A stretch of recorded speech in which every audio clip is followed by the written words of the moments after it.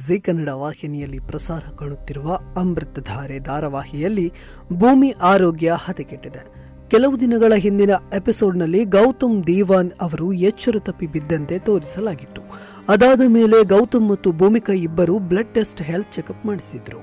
ವೀಕ್ಷಕರು ಅಂದುಕೊಂಡಿದ್ರು ಗೌತಮ್ ದೇವಾನ್ಗೆ ಏನೋ ದೊಡ್ಡ ಕಾಯಿಲೆ ಬಂದಿದೆ ಅಂತ.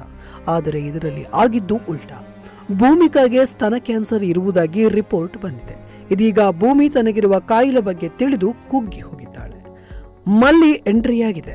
ಗೌತಮ್ ಕೂಡ ಮದುವೆ ಆನಿವರ್ಸರಿ ಸಲುವಾಗಿ ಮಲ್ಲಿಯೊಂದಿಗೆ ಮಾತನಾಡಿ ಭೂಮಿಗೆ ಸರ್ಪ್ರೈಸ್ ನೀಡಲು ಮುಂದಾಗಿದ್ದಾನೆ. ಆದರೆ ಭೂಮಿ ಮಾತ್ರ ತನ್ನ ಆರೋಗ್ಯದ ಬಗ್ಗೆಯೇ ಚಿಂತೆಯಲ್ಲಿದ್ದಾಳೆ. ಯಾವಾಗ ಭೂಮಿಗೆ ಬ್ರೆಸ್ಟ್ ಕ್ಯಾನ್ಸರ್ ಇದೆ ಅನ್ನೋದು ಗೊತ್ತಾಯ್ತೋ ಅಲ್ಲಿಂದ ಭೂಮಿ ಸೋತು ಹೋಗಿದ್ದಾಳೆ. ಈಗ ಹೊಸ ಪ್ರೋಮೋ ಔಟ್ ಆಗಿದೆ. ಭೂಮಿಗೆ ಕ್ಯೂಟ್ ಆಗಿ ವಿಶ್ ಮಾಡಿದ್ದಾನೆ ಗೌತಮ್. ಭೂಮಿಯನ್ನ ಸಿನಿಮಾಗೆ ಕರೆದುಕೊಂಡು ಹೋಗಿದ್ದಾನೆ. ದೇವಸ್ಥಾನ ಹೀಗೆ ಚಂದವಾಗಿ ಸುತ್ತಾಡಿಸಿದ್ದಾರೆ.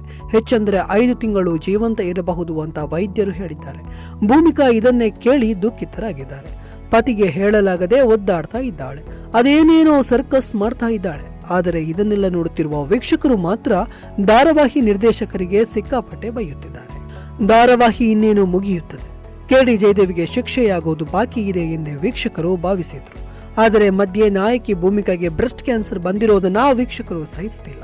ನೀವು ಕ್ಯಾನ್ಸರ್ಗೆ ಚಿಕಿತ್ಸೆ ಇಲ್ಲವೆಂಬಂತೆ ಹೇಳುತ್ತಾ ಅನೇಕ ಕ್ಯಾನ್ಸರ್ ರೋಗಿಗಳಲ್ಲೂ ಭಯ ಹುಟ್ಟಿಸ್ತಾ ಇದ್ದೀರಿ ಅಂತ ತಕರಾರು ತೆಗೆದಿದ್ದಾರೆ. ಅಮೃತಧಾರೆ ಧಾರಾವಾಹಿ ಜಿ ಕನ್ನಡ ವಾಹಿನಿಯಲ್ಲಿ ಪ್ರಸಾರ ಕಾಣ್ತಾ ಇದೆ. ಛಾಯಾ ಸಿಂಗ್ ಭೂಮಿಕಾ ಎನ್ನುವ ಪಾತ್ರದಲ್ಲಿ ಕಾಣಿಸಿಕೊಂಡಿದ್ದಾರೆ. ಈ ಧಾರಾವಾಹಿ ಜಿ ಕನ್ನಡ ವಾಹಿನಿಯಲ್ಲಿ ಸೋಮವಾರದಿಂದ ಶುಕ್ರವಾರ ಸಂಜೆ 7 ಗಂಟೆಗೆ ಪ್ರಸಾರ ಕಾಣ್ತಾ ಇದೆ.